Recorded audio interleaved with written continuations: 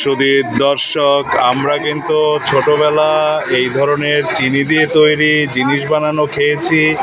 আজ কিন্তু মুরব্বী কাকাকে পেয়ে গেলাম অনেক বছর পরে, তাই আপনাদের দেখাচ্ছি জিনিসটা কিভাবে বানাতে হয়। তো কাকা, এটার নাম কি? এই যে বানান চিতমিঠাই। চিতমিঠাই না? আচ্ছা, এটার নাম হচ্ছে কাকার ভাষায় চিকমিঠাই। আপনারা অন্য ভাষায় চেনেন কিনা আমি জানি না।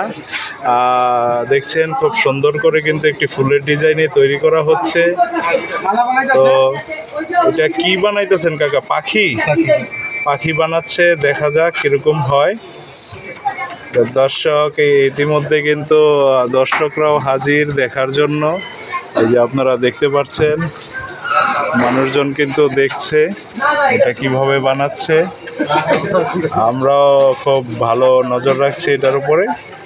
সবাই ভালো থাকবেন, আল্লাহ হাফেজ।